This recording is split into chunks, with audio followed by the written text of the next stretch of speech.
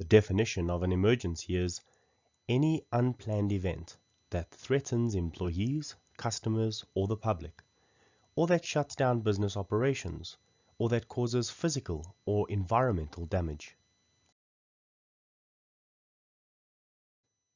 Let us clarify what the definition of an emergency is. In order to be defined as an emergency, the situation should threaten life, health, property, or environment, have already caused a loss of life, put the health of people in danger, damaged property or the environment, or have a high possibility to escalate and cause danger or loss of life, loss of property, and danger to the environment. Let us start off by reading Section 24 of the Occupational Health and Safety Act under Report to Inspectors regarding certain incidents. This is the legislation for reporting of occupational incidents and accidents. Each incident occurring at work or arising out of or in connection with the activities of persons at work or in connection with the use of plant or machinery in which or in consequence of which any person dies, becomes unconscious, suffers the loss of a limb or part of a limb, or is otherwise injured or becomes ill to such a degree that he is likely either to die or suffer a permanent physical defect, or likely to be unable for a period of at least 14 days either to work or to continue with the activity for which he was employed or is usually employed, a major incident occurred, or the health or safety of any person was endangered, and where a dangerous substance was spilled, the uncontrolled release of any substance under pressure took place, machinery or any part thereof fractured or failed, resulting in flying, falling, or uncontrolled moving objects, or machinery ran out of control, shall within the prescribed period and in the prescribed manner be reported to an inspector by the employer or the user of the plant or machinery concerned, as the case may be. In the event of an incident in which a person died or was injured to such an extent that he is likely to die or suffer the loss of a limb or part of a limb, no person shall without the consent of an inspector disturb the site at which the incident occurred or remove any article or substance involved in the incident therefrom, provided that such action may be taken as is necessary to prevent a further incident, to remove the injured or dead, or to rescue persons from danger. The provisions of subsection 1 and 2 shall not apply in respect of a traffic accident on a public road, an incident occurring in a private household, provided the householder forthwith reports the incident to the South African police, or any incident which is to be investigated under Section 12 of the Aviation Act of 1962. A member of the South African Police to whom an incident was reported in terms of subsection 3b shall forthwith notify an inspector thereof.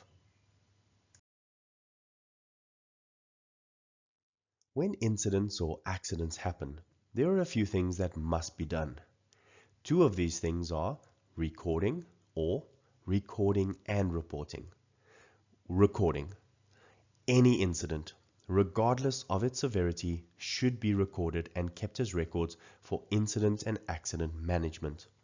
This is a great tool to identify where risks are creeping through our safety management system. The second part is recording and reporting. Under Section 24, incidents and accidents, as they are called, are incidents or accidents that fit the criteria in this section of the Act. The Department of Labor requires companies to record these on an Annexure 1 form and report them using the correct reporting forms. Now, these may vary depending on who you have registered your COID or compensation with.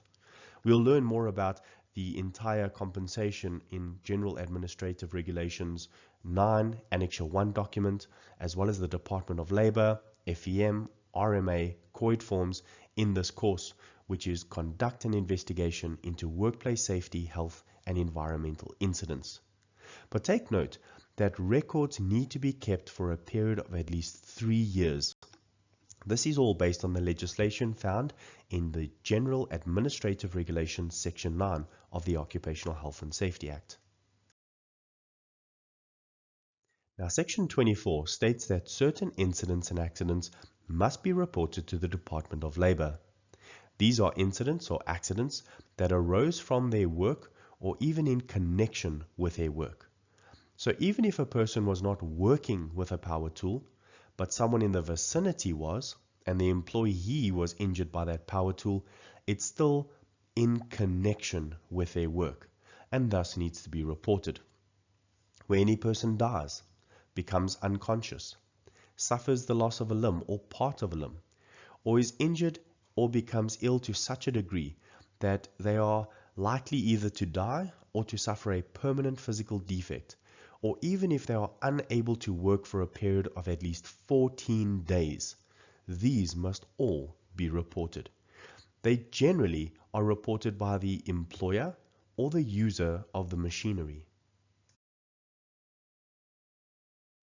Other incidents that must also be reported to the Department of Labor are a major incident, or where the health and safety of any person was endangered. This is an interesting one, because the person was not actually injured.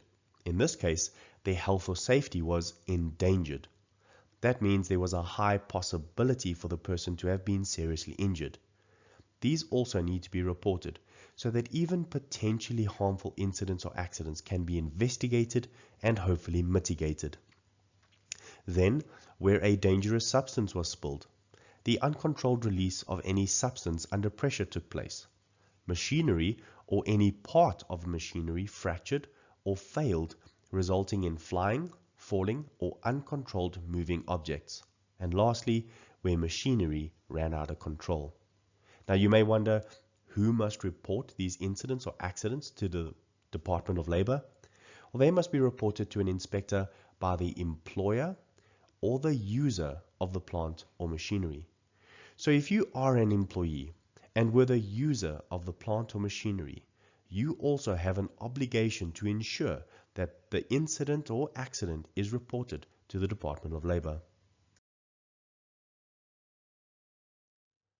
When must these be reported? The above-mentioned incidents under Section 24A, B, and C should be reported immediately to the Provincial Director. It should be done by telephone, fax, or similar means of communication. They should also be reported to the Provincial Director within 7 days using the correct forms. If the injured person dies, the employer or user shall notify the Provincial Director of the death by fax or similar means of communication. The incident site may not be disturbed without the consent of an inspector in the case where a person dies, loses a limb or part of a limb, is likely either to die or be disabled. Action may be taken as is necessary to prevent a further incident, to remove the injured or dead, or to rescue persons from danger. However, this does not apply to traffic accidents on public roads, incidents at a private household, or accidents according to the Aviation Act. The investigation should be performed by one of the following persons: the employer or user of machinery, a person appointed by the employer to investigate the incident, the health and safety representative of the work area, a member of the Health and Safety Committee. The investigation should officially start within a period of 7 days and be finalized as soon as is reasonably practicable, or within the contracted period in the case of a contracted worker. An employer must ensure that the incident or record be examined by the Health and Safety Committee.